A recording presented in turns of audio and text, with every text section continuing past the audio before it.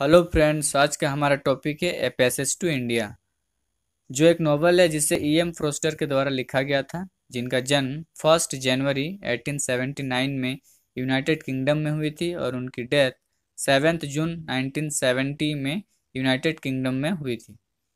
A passage to India जिसको publish करवाया गया था 4 जून 1924 में, और इसका थीम रखा गया है रेसिज्म तथा कॉलोनियलिज्म, और इसको लिखा गया था 1912 से लेकर 1920 के दौरान में, जिस वक्त हमारे देश में अंग्रेजों का शासन था और 1920 में असहयोग आंदोलन भी चल रहा था महात्मा गांधी जी के नेतृत्व में। और इसका ये जो नोवेल है, इसका सेटिंग रखा गया है एक फिक्शनल शहर है चंद्रपुर और म्याऊं, ठीक है। और इसका पॉइंट ऑफ व्यू है थर्ड पर्सन ओमनिसेंट। तो इसको स्टार्ट करने से पहले हम लोग समझते हैं ए पैसेज टू इंडिया है क्या। ए पैसेज टू इंडिया में हमें बताया गया है कि जब हमारा देश अंग्रेजों का गुलाम था, मतलब हमारे देश में अंग्रेजों का शासन चल रहा था, उस वक्त भारतीयों के साथ अंग्रेजों के द्वारा किस किस तरीके से बर्ताव किया जा रहा था, ठीक है। किन किन समस्याओं का सामना करना पड़ रहा था भारतीयों को अंग्रेजों के द्वारा, मतलब अंग्रेज किस तरीके से भारतीयों के साथ ट्रीट कर रहे थे, ठीक है। तो इस नोवेल में हमें कुछ इंसिडेंट के द्वारा ये सारा चीज़ बताया जाएगा कि किस किस तरीके से ट्रीटमेंट करते थे इंडियंस के साथ कौन, अंग्रेज लोग, ठीक है। तो इसको समझने से पहले हम लोग इसके मेन कैरेक्टर्स के बारे में जान लेते हैं, ताकि हमें ये जो नोवेल है अच्छे तरीके से समझ में आ जाए। तो हमारा फर्स्ट कैरेक्टर है डॉक्टर अजीज़, जो कि एक इंडियन रहते हैं और इनकी पत्नी डेथ कर चुकी है, ओके। और ये एक डॉक्टर रहते हैं। सेकंड कैरेक्टर है हम लोग का एडला। थर्ड कैरेक्टर है मिसेस मोर। ये एडला और मिसेस मोर जो है, ये दोनों अंग्रेजी महिलाएं रहते हैं, मतलब ये ब्रिटिशर्स रहते हैं, ठीक है। और थर्ड कैरेक्टर सॉरी इसके बाद का कैरेक्टर है रोनी, जो कि मिसेस मोर का बेटा रहता है और एक अफसर रहता है। उसके बाद कैरेक्टर है सायरल फील्डिंग, जो कि सरकारी कॉलेज के एक प्रिंसिपल रहते हैं। उसके बाद मिस्टर गोडबोले, जो कि एक प्रोफेसर रहते हैं। मिस्टर टर्टन, ये एक कलेक्टर रहते हैं। और राल्फ और स्टेला, ये भी मिसेस मोर के स्टेला लड़की रहती है और राल्फ मिसेस मोर का लड़का रहते हैं, ठीक है। तो कैरेक्टर्स के बारे में हम लोगों ने जान लिया। अब हम जो ये पैसेज टू इंडिया है, इसमें कुछ इंसिडेंट्स के बारे में बताया गया। उन्हीं इंसिडेंट के द्वारा ये चीज़ दिखाया जाएगा इस नोवेल में कि किस किस तरीके से अंग्रेज जो है भारतीयों पर अत्याचार करते थे, किस तरीके से उनके साथ अच्छा ट्रीटमेंट नहीं करते थे। तो हम लोग एक एक इंसिडेंट को बारीकी से समझेंगे स्टेप बाय स्टेप तरीके से, ठीक है। तो सबसे पहला इंसिडेंट यहाँ पर मॉस्को में एक मस्जिद में होता है। दूसरा इंसिडेंट होता है टर्टन, मिस्टर टर्टन के द्वारा एक ब्रिज पार्टी बुलाई जाती है, उसमें जो घटना होता है उसके बारे में डिस्कशन करेंगे। फिर थर्ड में हम लोग सायरल फील्डिंग के द्वारा एक टी पार्टी का ऑर्गेनाइज किया जाता है, उसके बारे में हम लोग डिस्कशन करेंगे। फिर फोर्थ में हम लोग करेंगे माराबार केव्स, वहाँ पर जो घटनाएं घटती है उसके बारे में डिस्कशन करेंगे।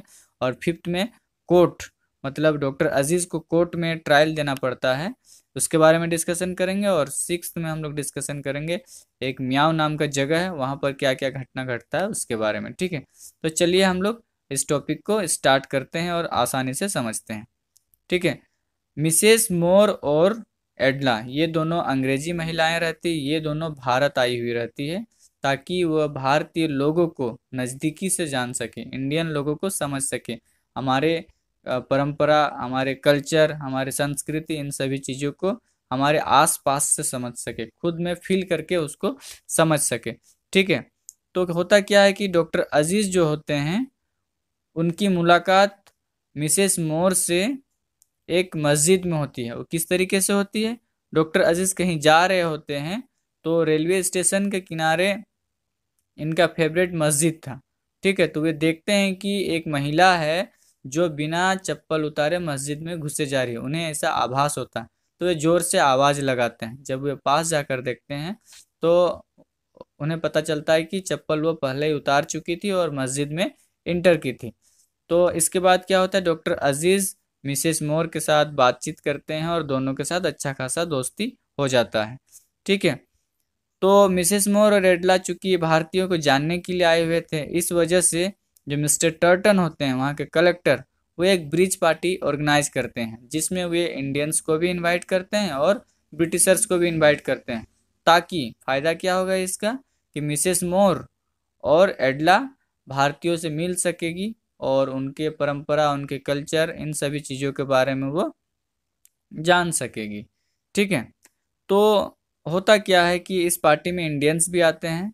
ठीक है, लेकिन इंडियंस को उतना ज़्यादा यह पार्टी रास नहीं आता है, क्योंकि उनको उन पर कोई विशेष ध्यान नहीं दिया जा रहा था। सिर्फ जो डॉक्टर अजीज होते हैं वो मिसेस मोर और एडला क्विस्टेड इन लोगों से मिलते जुलते हैं, और मतलब ये पार्टी में थोड़ा सा रौनक, मतलब एक इंडियंस होने के नाते इन्हीं को सभी कोई जान रहे थे। ठीक है, तो इस पार्टी में साइरल फील्डिंग भी आए हुए रहते हैं, जो कि सरकारी कॉलेज के प्रिंसिपल रहते हैं। ठीक है, तो वो भी एक टी पार्टी ऑर्गेनाइज करते हैं, टी पार्टी ऑर्गेनाइज करते हैं, इनवाइट करते हैं मिसेस मोर को, एडला को, और उनके एक दोस्त रहते हैं प्रोफेसर गोडबोले को। ठीक है, तो जो मिसेस मोर होती है वो रिक्वेस्ट करते हैं कि डॉक्टर अजीज को भी उस पार्टी में बुलाया जाए, ताकि मिसेस मोर और एडला जो है वो इंडियंस को अच्छे से समझ सकेगी, उनके कल्चर, उनके ट्रेडिशन को अच्छे से समझ सकेगी। जब पार्टी ऑर्गेनाइज किया गया, टी पार्टी, तो उस पार्टी में कौन कौन अटेंड हुए? मिसेस मोर, एडला, गोडबोले, साइरल फील्डिंग तो खुद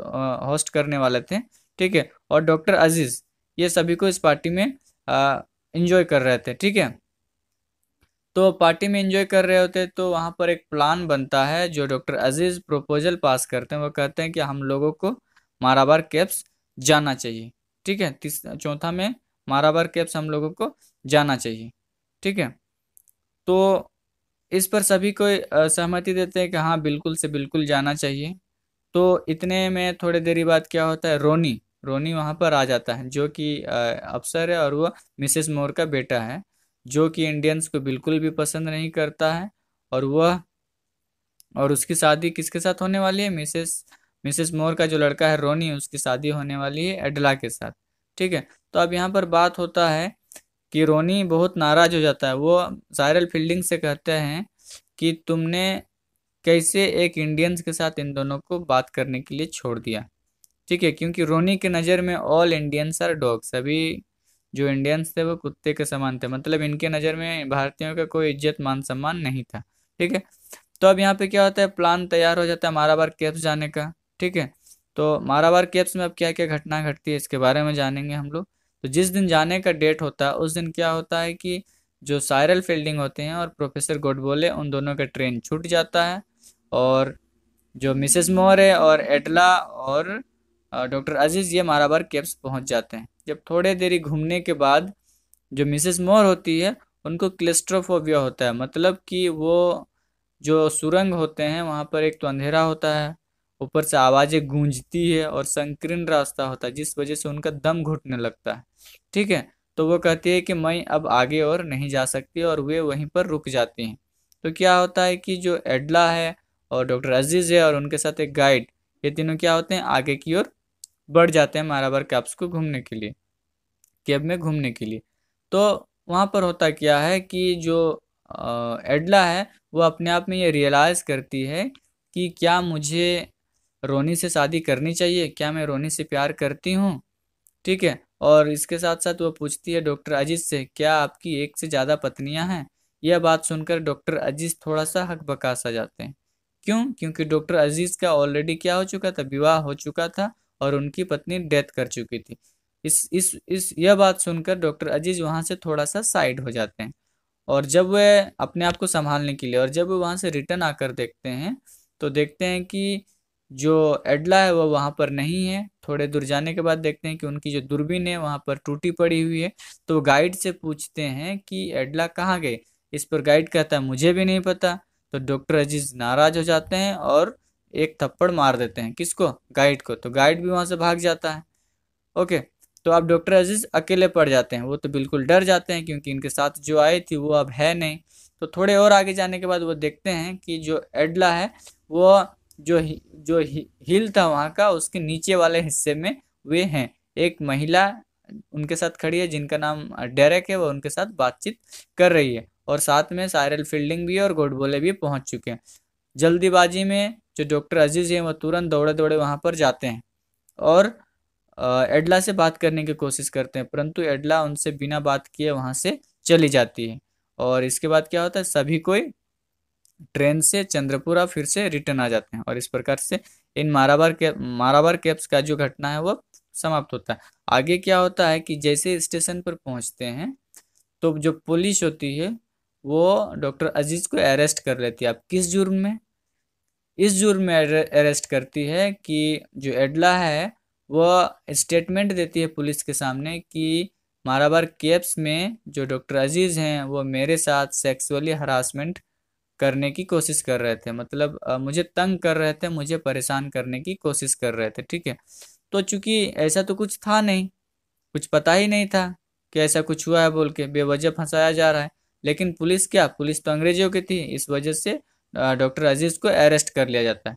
लेकिन इनके दोस्त जो साइरल फील्डिंग होते हैं, जो एक इनके अच्छे दोस्त होते हैं, क्योंकि वो भी अंग्रेज थे लेकिन इनके अच्छे दोस्त हैं, उन्हें लगता है कि डॉक्टर अजीज जो है वो बिल्कुल निर्दोष हैं, वे इस तरीके से काम नहीं कर सकते। इसके साथ साथ जो मिसेस मोर है, रोनी की माँ, उसको भी लगता है कि डॉक्टर अजीज जो है वो एक अच्छे आदमी है और एक ऐसा काम नहीं कर सकते हैं। तो जब रोनी को यह पता चलता है कि उनकी माँ मिसेस मोर वो डॉक्टर अजीज का पक्ष लेने वाली है, कोर्ट में गवाह देने वाली है, तो वे क्या करते हैं, उनकी माँ को इंग्लैंड भेजने का पूरा व्यवस्था कर लेते हैं और समुद्री यात्रा के थ्रू इंग्लैंड भेज देते हैं। लेकिन समुद्री यात्रा के दौरान उनकी माँ का क्या हो जाता है, डेथ हो जाता है। कौन मर जाती है? मिसेस मोर मर जाती है समुद्री यात्रा के दौरान। ठीक है, अब इधर क्या होता है कि जो डॉक्टर अजीज होते हैं इनको कोर्ट में ट्रायल देना पड़ता है बार बार कि हाँ आपने ये गलती किया है कि नहीं किया है। इन सभी गवाह मुद्दा, इन सभी चीज़ों के बारे में डिस्कशन किया जाता है। ठीक है, तो यहाँ पर होता क्या है कि जो साइरल फील्डिंग होते हैं वो डॉक्टर अजीज का पक्ष ले लेते हैं, मतलब ये अंग्रेजों का पक्ष छोड़कर इंडियंस का पक्ष ले लेते हैं। ये जो नोवेल है इसमें ये टर्निंग पॉइंट आ जाता है कि अगर साइरल फील्डिंग अंग्रेजों का पक्ष छोड़कर उनके विरुद्ध में जाकर भारतीयों का पक्ष ले लेते हैं, क्योंकि उन्हें लगता था कि जो डॉक्टर अजीज है वो निर्दोष हैं, उन्होंने किसी भी प्रकार का क्राइम नहीं किया, उन्हें बेवजह फंसाया जा रहा है। फिर जो एडला है उन्हें बुलाया जाता है, तो एडला को ऐसा महसूस होता है कि जो माराबार कैप्स था एक तो संकीर्ण था, आवाज़ें वहाँ गूंजती थी, ठीक है, अंधेरा था, हो सकता है कि मुझे उसके वजह से दम घुट रहा हो और मुझे ऐसा महसूस हुआ कि कोई मुझे तंग कर रहा हो, कोई परेशान कर रहा हो सकता है मैं इस बात से कंफ्यूज हूँ।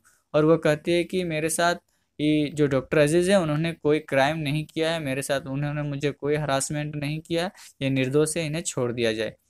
ठीक है, तो फाइनली क्या होता है, डॉक्टर अजीज को छोड़ दिया जाता है। अब डॉक्टर अजीज को वहां से छोड़ दिया जाता है, तो अब क्या होता है कहानी में कि जो रोनी होता है वो एडला से अपना एंगेजमेंट तोड़ देता है, क्योंकि वो डॉक्टर अजीज का सपोर्ट करती है। ठीक है, अब इधर क्या होता है कि जो एडला होती है वो अब अकेले पड़ जाती है, रहने के लिए जगह नहीं, तो उसे कौन रखते हैं कुछ समय के लिए, साइरल फील्डिंग अपने घर में रहने के लिए जगह देते हैं। वो कहते हैं कि जब तक तुम्हारे इंग्लैंड जाने की व्यवस्था ना हो जाए तब तक तुम यहीं रह सकती हो। लेकिन उधर जो डॉक्टर अजीज हैं वो नाराज हो जाते हैं। वो इसलिए नाराज होते हैं, वो कहते हैं कि जिस औरत ने मेरी जिंदगी तबाह कर दी उसे आपने रहने के लिए घर दिया, मतलब इन दोनों की दोस्ती में दरार आ जाता है। और कुछ टाइम के बाद जो है वो जो एडला होती है उसको इंग्लैंड भेज दिया जाता है, और कुछ टाइम के बाद जो साइरल फील्डिंग है वो भी इंग्लैंड चले जाते हैं।